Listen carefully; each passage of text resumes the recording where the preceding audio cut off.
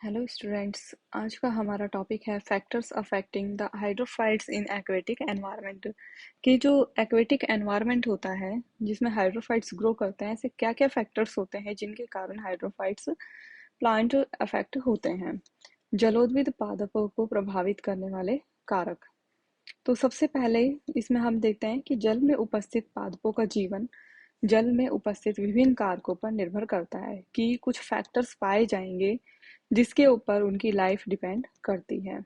These factors are following: first light, second temperature, third salinity and fourth osmotic concentration of water। तो ये चार factors हैं important जिसके पर हाइड्रोफाइट्स की लाइफ डिपेंड करेगी। तो फर्स्ट इसमें देखते हैं लाइट। लाइट या प्रकाश। इस लाइट से मतलब क्या हो गया कि जो सनलाइट आ रही है उसकी कितनी इंटेंसिटी कितनी गहराई तक पहुंच पा रही है। कि पानी धीरे धीरे किसी भी वाटर बॉडी में गहरा होता चला जाएगा तो वहां पर कितनी लाइट वहां पर पहुंच पाती है, और वो उस लाइट की इंटेंसिटी के आधार पर ही वहां की वेजिटेशन डिसाइड होती है। कि जिसको ज्यादा सनलाइट चाहिए वो ज्यादा ऊपर की तरफ मिलेंगे, जिसको कम सनलाइट की जरूरत होती है वो अंदर की तरफ मिलती है। तो इस तरह से वेजिटेशन होती है। तो जल में लाइट इंटेंसिटी अलग अलग होती है। पॉल्यूटेंट्स लाइट इंटेंसिटी को कम कर देते हैं।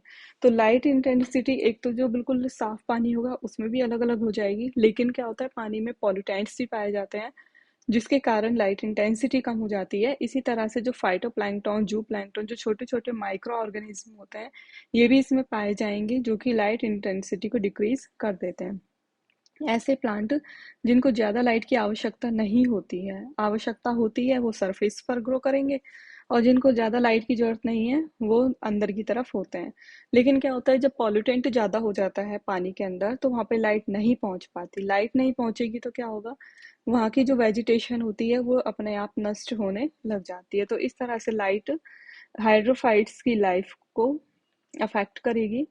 सेकंड है टेम्परेचर। टेम्परेचर में हम देखते हैं कि जो एक्वेटिक रीजन्स होते हैं वो काफ़ी बड़े होते हैं, और पानी को जो उसका पानी है उसे उसका जो टेम्परेचर बढ़ने के लिए बहुत ज़्यादा एनर्जी की ज़रूरत होती है। तो इसलिए क्या होता है जो बड़े वाटर बॉडीज हैं उनमें नॉर्मली जो वाटर का टेम्परेचर है वो स्थिर ही रहता है।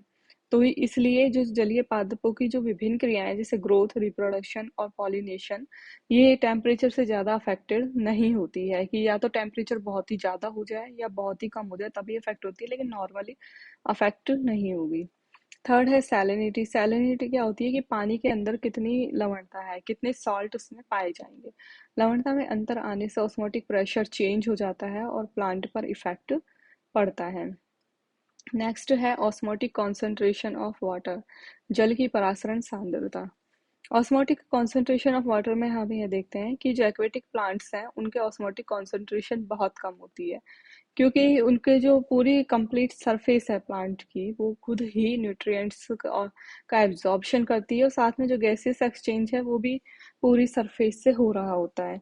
तो इस तरह से इनमें जो ऑस्मोटिक कॉन्सेंट्रेशन है वो बहुत कम होगी, और फोटोसिंथेसिस एंड रेस्पिरेशन से गैसेज रिलीज होगी, और यह गैसेज प्लांट के एयर चैम्बर में रिलीज रिजर्व रहती है। अब जो फोटोसिंथेसिस और रेस्पिरेशन हुआ वहां से गैस निकलेंगी, जो प्लांट के अंदर एयर चैम्बर होगा उसमें ये रिजर्व रहती है और यह मैकेनिकल सपोर्ट प्रोवाइड करती हैं। फिर इसी तरह से सबमर्ज्ड प्लांट में ट्रांसपिरेशन नहीं होता। फ्री फ्लोटिंग और सरफेस हाइड्रोफाइट में भी ट्रांसपिरेशन पाया जाता है। जो प्लांट का रीजन बाहर होगा वहीं पर ट्रांसपिरेशन होगा, पानी के अंदर वाले प्लांट में ट्रांसपिरेशन नहीं होता है।